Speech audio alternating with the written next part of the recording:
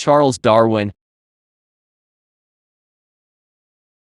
Charles Robert Darwin was a British naturalist and geologist born in England on February 12, 1809 in Shrewsbury to a scientific English family and died on April 19, 1882. His father was Dr. Robert Waring Darwin.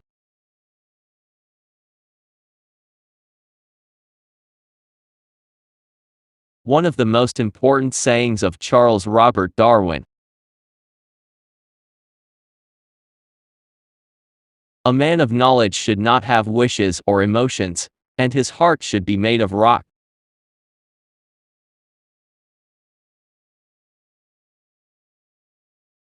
Throughout the long history of mankind and the animal world as well, learning to cooperate and improvise in an effective way has prevailed.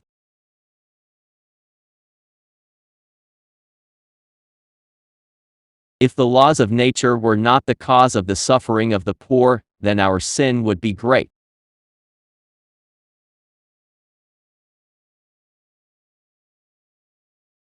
Ignorance begets confidence more than knowledge does. It is those who know little, not those who know much, who assert that this or that problem will not be solved by science.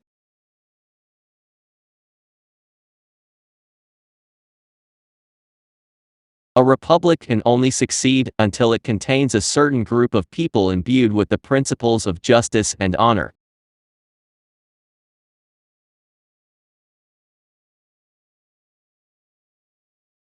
It is not the strongest members of the species that survive, nor the most intelligent, but those most able to adapt to changes.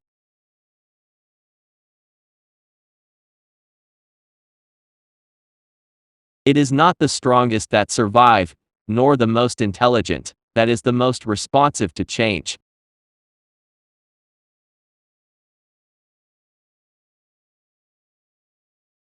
The morally committed person is the one who can reflect on the past of his actions, and their motives, and approve some of them and reject others.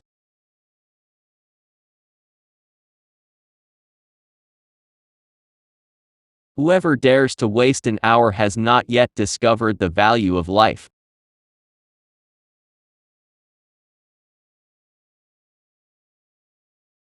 We can allow satellites, planets, the sun, the universe, even the entire systems of the universe, to be governed by laws, but the smallest bug, we wish to be created at once by a special act.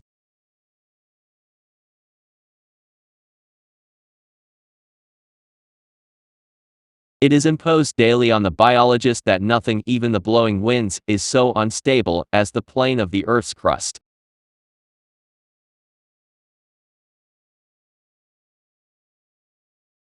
Young and old of widely different races, whether with man or animal, express the same state of mind through the same movements.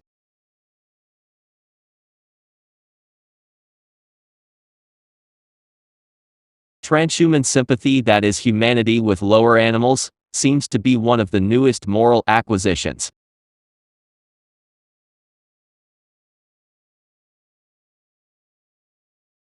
Yet it must be admitted, it seems to me, that the man, in all his noble qualities, still bore in his bodily frame the indelible stamp of his humble origin.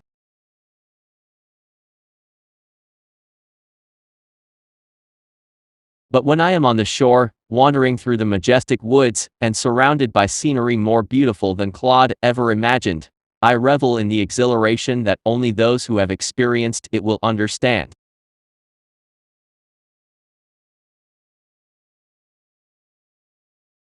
The English seldom weep, except under the great pressure of grief, while in some parts of the continent men shed tears more readily and more freely.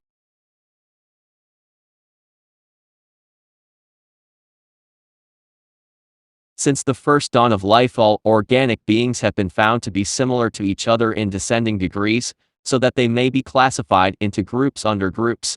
Obviously, this classification is not as arbitrary as the grouping of stars into constellations.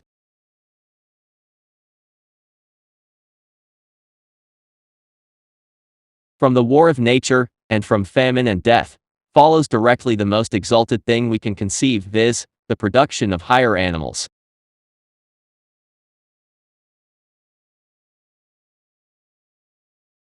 With highly civilized nations, continued progress depends in a minor degree on natural selection, for such nations do not supplant and exterminate one another as savage tribes do.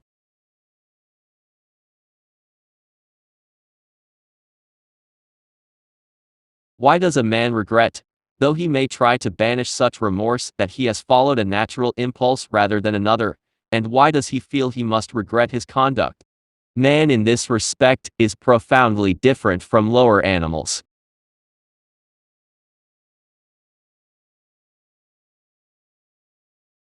We are not concerned here with hopes or fears, only with the truth as far as our reason allows us to discover it.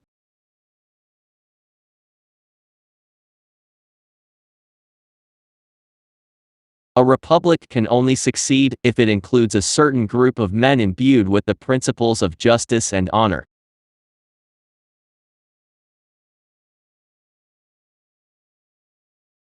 The monkey, after he drinks the brandy, will never touch her again, and is therefore wiser than most men.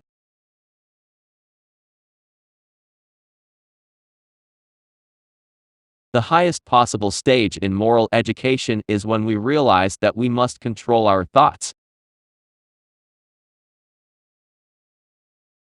Thanks for watching.